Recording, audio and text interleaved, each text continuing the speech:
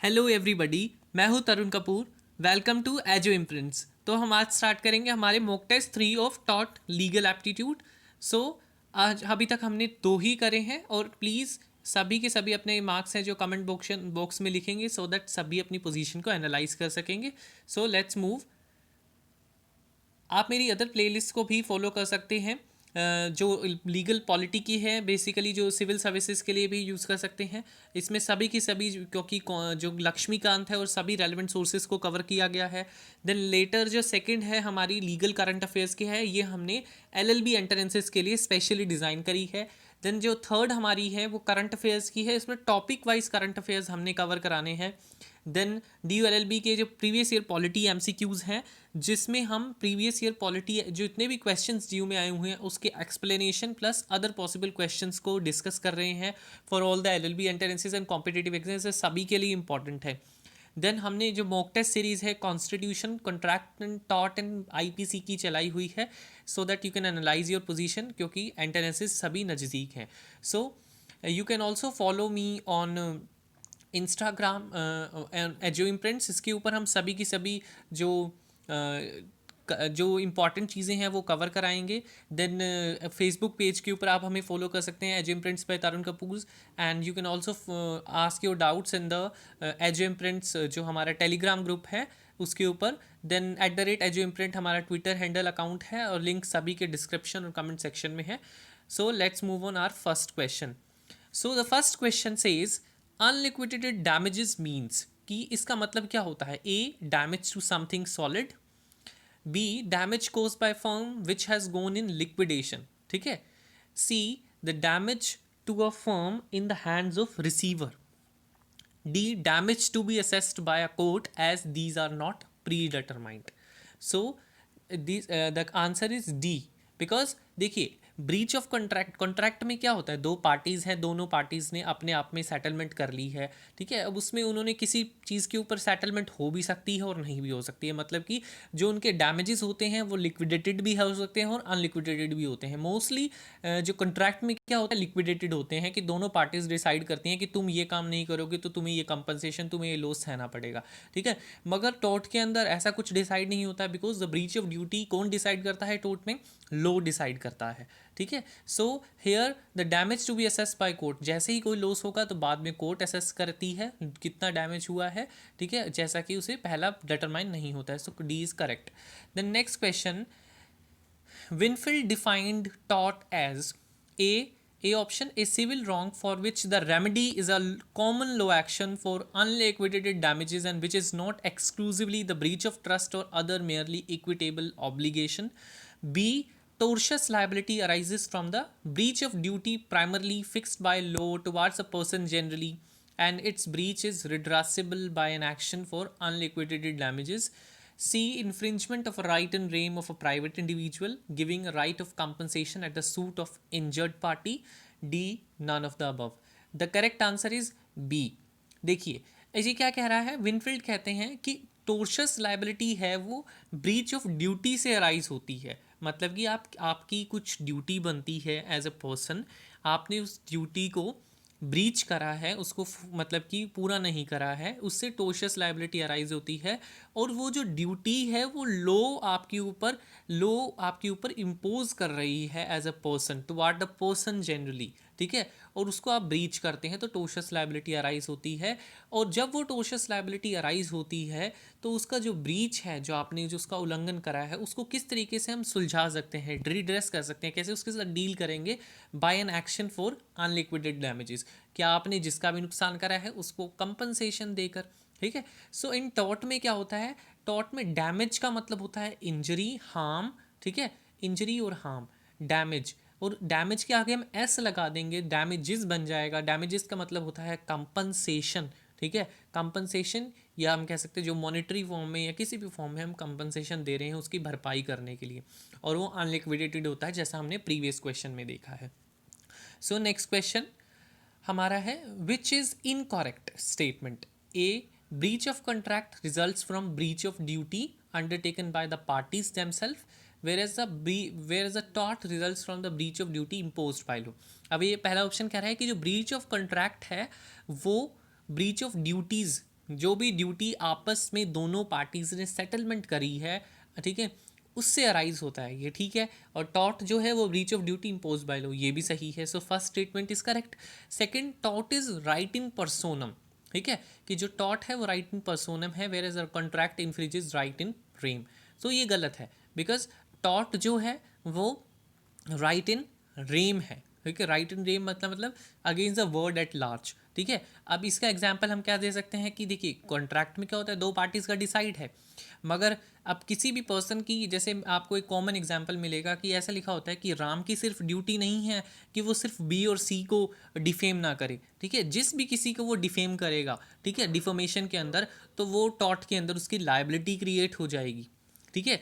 तो वो right in rem है, टॉट is right in rem and contract is right in personam, because वो दो पार्टीज के बीच में होता है। जिन भी पार्टीज के बीच में कॉन्ट्रैक्ट होता है वही एक दूसरे के खिलाफ स्यू कर सकती हैं, that's why the contract is right in personam. The C option is under contract the damages can be liquidated और अनलिक्विडेटेड, ठीक है, लिक्विडेटेड भी हो सकते हैं, अनलिक्विडेटेड भी हो सकते हैं, मगर टॉट में हमेशा अनलिक्विडेटेड ही होते हैं, तो ये करेक्ट है। So B is incorrect, the correct answer is B. Question 4, the principle Ubijus ibi remedium was recognized in A. Winterbottom versus Ritt, B. Champman versus Pickersgill, C. Ashby versus White, and D. Rellin versus Fletcher. The correct answer is Ashby versus White. देखिए इस case में क्या था कि एक person है जिसको parliamentary elections के अंदर एक ऑफिसर जो है उसको वोट डालने से मना कर देता है, बिकॉज उसे डिटेन कर लिया जाता है, ठीक है। तो बाद में वो पर्सन केस फाइल करता है कि there was a violation of a legal right, मेरा इन्फ्रिंजमेंट हुआ है मेरे लीगल राइट का, तो मुझे कंपनसेशन दिया जाए कि मुझे वोट देने से मना कर दिया गया। मगर जो सामने वाला पर्सन जिसने उसको डिटेन करा था उसने कहा कि भाई जिस भी पर्सन को तुम वोट देना चाहते थे वो तो जीत गया है। तो कोर्ट ने कहा कि हाँ वो जीत गया है, मगर ऐसा कुछ नहीं है, there was a violation of a legal right, तो उनको कंपनसेशन देना बनता है। तो कोर्ट ने कहा कि जहाँ पर where there is a right there is a remedy, ठीक है। इसका मतलब यही है ना, द प्रिंसिपल उबीजस, जहाँ पर अधिकार है वहाँ पर रेमेडी भी है, तो वहाँ पर उसका अधिकार था लीगल रेमेडी, लीगल राइट था, उसका रेमेडी क्या मिला कि उसको नहीं देने गया था, तो कंपनसेशन 15,000 रुपये अराउंड दिया गया था। So this is the case of Ashby versus White. Next question is the person who commits a tort, ठीक है, जो पर्सन टॉर्ट को कमिट करता है तो वो टॉटर है या टॉर्ट फिशर है या टॉर्ट फीजर है या डैमेजर है। The correct answer is C, tort feasor. Question 6, who among the following come under intentional tort, ठीक है, फॉल्स इम्प्रिजनमेंट, बैटरी, असॉल्ट या ऑल ऑफ द अबव, ये सभी ही हमारे इंटेंशनल टॉर्ट्स में आते हैं, ठीक है। Next question, the propounder of pigeonhole theory is A. Salmond, B. Winfield, C. Cullerg and Lindsell, and D.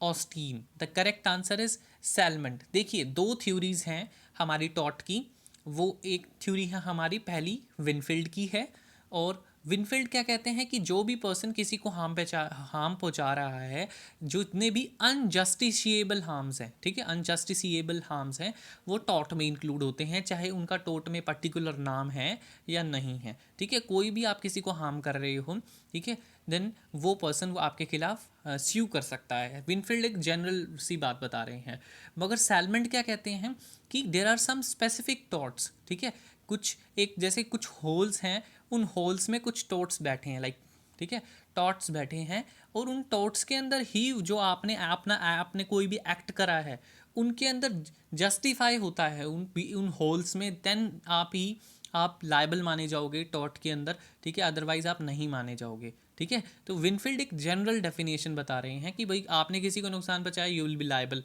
For taught, मगर सैलमन कह रहे हैं कि जो चीज़ें डिफाइंड है ना उन्हीं के अंदर ही आप लाइबल हो गए, ठीक है, जो एक होल्स क्रिएट हुए हैं। so that's why it is known as pigeonhole theory given by the Salmond. Next question is, to constitute a tort, A. There must be some act or omission on the part of defendant. B. The act or omission should result in violation of a legal right vested in the plaintiff. ठीक है. And C, मतलब कि both A and B दोनों ठीक हैं constitute करने के लिए, या either of the two. So the correct answer is both A and B. कि टॉट में क्या होता है कि कुछ कोई गलती करता है ठीक है, किसी एक्ट के फॉर्म में डिफेंडेंट करता है, और वो जो एक्ट है वो किसी सामने वाले पर्सन के लीगल राइट को वायलेट करता है, तभी कॉन्स्टिट्यूट होता है tort. Next question, under the rule of vicarious liability, a master is liable for the torts committed by his servant. Employer is liable for the torts committed by his employee. Employer is not liable for the torts committed by an independent contractor. ठीक है, and D both A and B are correct incorrect. So A and B दोनों सही हैं, तो automatically C answer हो जाता है, elimination भी। और वैसे भी जो एम्प्लॉयर होता है वो इंडिपेंडेंट कॉन्ट्रैक्टर के टॉर्ट्स के लिए लायबल नहीं होता है, बिकॉज वो इंडिपेंडेंट कैपेसिटी में काम कर रहा है। कोई भी पर्सन किसी के लिए काम लायबल तभी होगा जब वो उसकी डायरेक्शन के अंदर करता है, मगर इंडिपेंडेंट कॉन्ट्रैक्टर इंडिपेंडेंट है, समझिए, स्वतंत्र है, वो अपने डिसीजंस खुद ले सकता है। Question 10, the term novus actus interveniens means A. Remoteness of damages, directness of damages, B. Remoteness of damages, C. Direct and remote damages, C and D. Foreseeable damages. The correct answer is remoteness of damages. Question 11. The law of torts has developed mainly through A. Customs and precedents, B. Judicial decisions, C. Enactments, and D. All of the above. The correct answer is judicial decisions, कि जो judicial decisions हैं उनसे develop हुआ है law of torts. Question 12, defamation is divided into libel, not it's legal, it's libel, ठीक है, libel and slander under English law only, B Indian law only, C both English and Indian, and D none of these. The correct answer is सिर्फ ये हमारा English law के अंदर divide है, ठीक है, ए ओनली।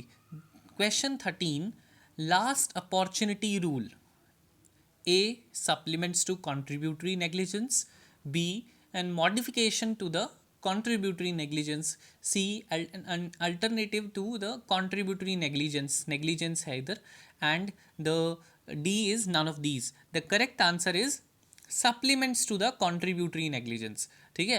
अब लास्ट अपॉर्चुनिटी रूल का मतलब होता है कि जिस भी पर्सन के अंदर लास्ट में मतलब कि वो रोक सकता है उस चीज़ को और वो रोकता नहीं है, तो that is the called last opportunity rule.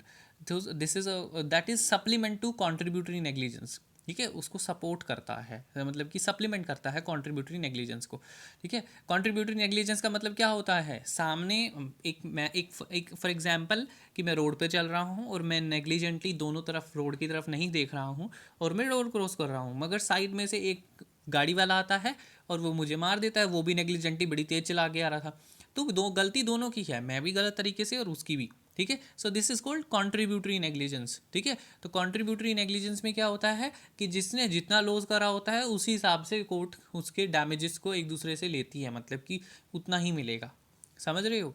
The next question is 14 is the maxim respondeat superior means principal is not liable for the agents act, an agent is responsible for the principal acts, and the principal is liable for the agents act, and D none of these. The correct answer is C, कि जो principal है वो agents act के लिए responsible होता है। Question 15, malicious prosecution consist in instituting unsuccessful criminal proceedings and without reasonable and proper cause, instituting unsuccessful civil proceedings without reasonable proper cause, C both A and B, and D none of these. The correct answer is both A and B, दोनों आते हैं इसमें, ठीक है। So these are the 15 questions.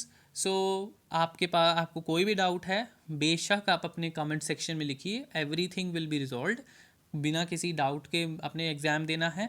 And do like, subscribe and share my videos to your friends, and do not forget to press the subscribe button and hit the bell icon so that you get the notification automatically. So thank you so much.